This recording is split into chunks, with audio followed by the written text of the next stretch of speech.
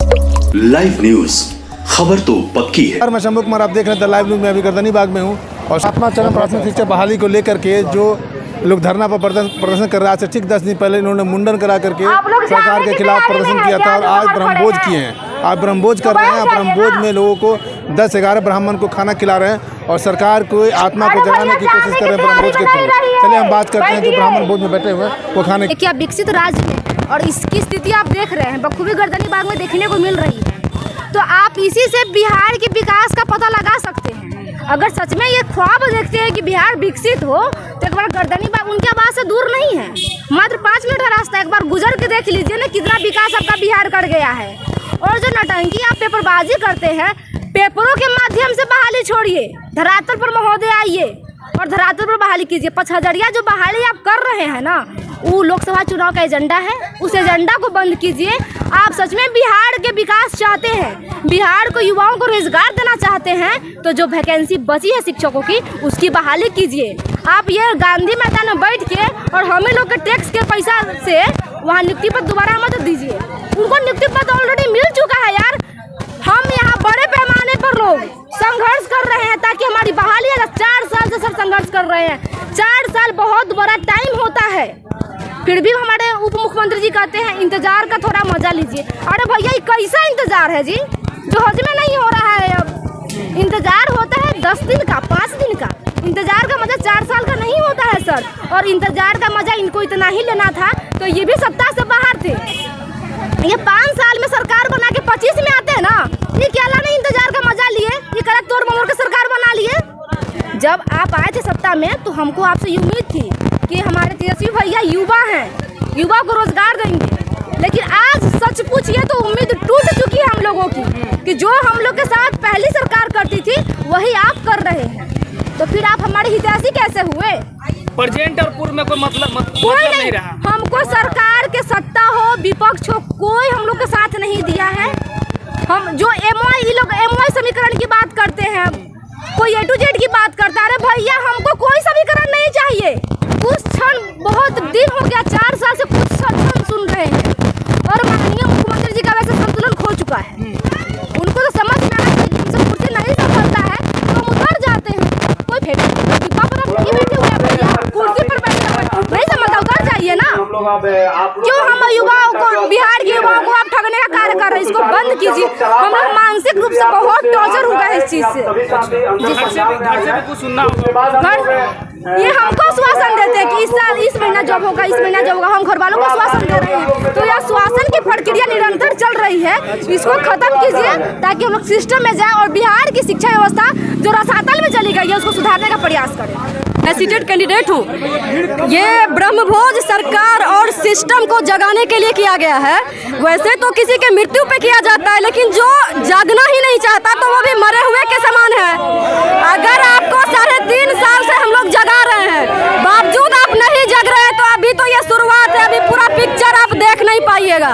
आप जिन युवाओं की बात कर रहे हैं ना, उन युवाओं की कंडीशन देखिए कि आज रोड पे बैठने को विवश है, सारी अर्हता धारण करने के बाद। आप किन युवाओं की बात कर रहे हैं? यहाँ किन युवाओं की आप बात कर रहे हैं? सारे युवा तो तमाम अर्हता धारण करके रोड पे हैं।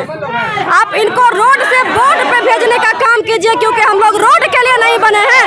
हम लोग को यदि आप बोर्ड पे भेजते हैं तो बिहार की एजुकेशन सिस्टम जो बदतर कंडीशन में है वो भी बेटर हो सकेगी। और आप हमारे साथ साथ आप बिहार के बच्चों का भी जिंदगी बर्बाद कर रहे हैं, क्योंकि बिना टीचर के वो लोग क्या पढ़ाते होंगे?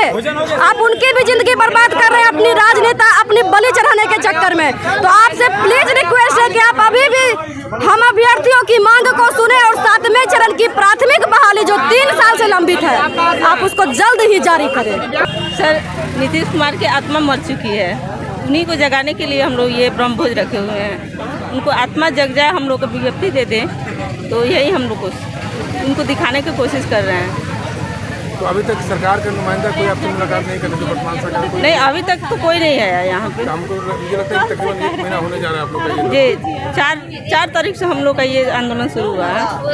अभी तक कोई सरकार का बंधन नहीं, कोई अभी तक नहीं आया, कोई आश्वासन नहीं कि जो मेरा नहीं है मैं भी उसका नहीं। एक सपना हम भी देख रहे हैं, एक सपना हमारे मंत्रीगण भी देख रहे हैं। मानसिक दृष्टिकोण देखा जाए तो मानसिक रूप से सारे नेता चाहे पक्ष के नेता हों, विपक्ष के नेता हों, शिक्षा मंत्री हों, उप मुख्यमंत्री हों, सीएम हो, सारे उनकी मानसिक स्थिति जो है बिहार का विकास कैसे किया जाए, बिहार का डेवलपमेंट कैसे किया जाए, यह मानसिक स्थिति मर गई है। वो लोग सिर्फ अपने में मतवाले, अपने वोट बैंक को कैसे बढ़ाया जाए उसमें लगे हुए हैं। आप देख रहे होंगे जगह जगह कैंप लगा के नियुक्ति पत्र बांटा गया है। हाल ही फिलहाल में कल बांटा गया था। जितने भी दरोगा और सिपाही को नियुक्ति पत्र दिया गया है, मैं आपसे पूछना चाहता हूँ, बिना ज्वाइनिंग लेटर का वो ट्रेनिंग कैंप में कैसे चले गए?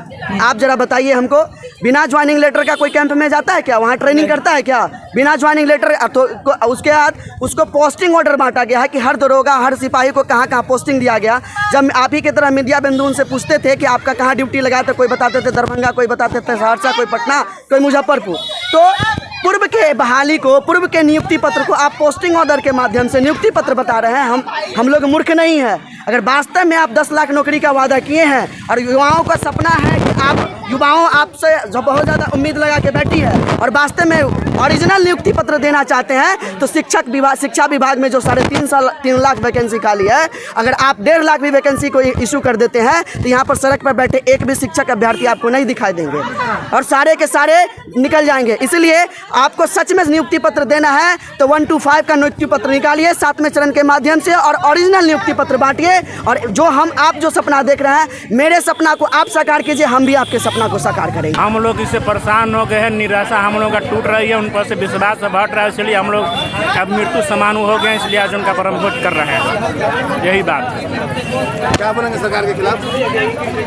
जैसे सरकार से हम लोग जीते जी, चाहे जीते जी उनका नियुक्ति पत्र मिल जाए, लेकिन नहीं मिला तो उनका श्राद्ध हो रहा है। श्राद्ध के रूप में ब्राह्मण भोज 11 को ब्राह्मण खा रहे हैं। समझे, हम जानते हैं कि सरकार मर गई, नीतीश कुमार, इसलिए उनका भोज खा रहे हैं। हम लोग लगातार 3 साल से लगातार हम लोग अपने मांग कर रहे हैं, लेकिन सरकार है जो हम लोग को सीधे डाल रही है।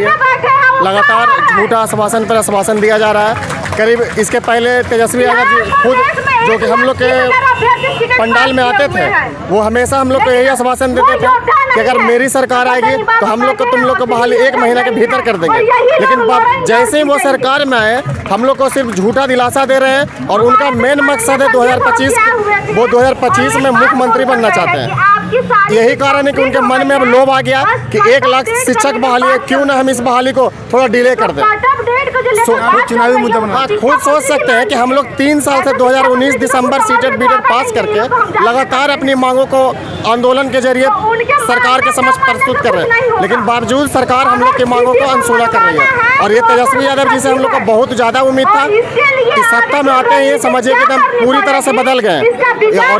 और इनका मेन जो मकसद है, इनका सीधे तौर पर मेन मकसद है 2025 तक के इस बहाली को खींच कर ले जाए। आज ब्राह्मण भोज किए हैं जी, आज ब्रह्म भोज जिंदा आदमी को ऑफर कर दिए। देखिए, लोग आदमी थोड़े मरता है, या तो आदमी का नाम मरता है या आदमी का आत्मा मरता है। यहाँ नीतीश कुमार आदरणीय मुख्यमंत्री जी जिंदा है, लेकिन उनका शायद नाम खत्म हो रहा है और उनकी आत्मा खत्म हो गई है। तो उसकी शांति के लिए हम लोग यहाँ पे गर्दनी बाग में ये ब्रह्मभोज का आयोजन किए। लाइव न्यूज, खबर तो पक्की है।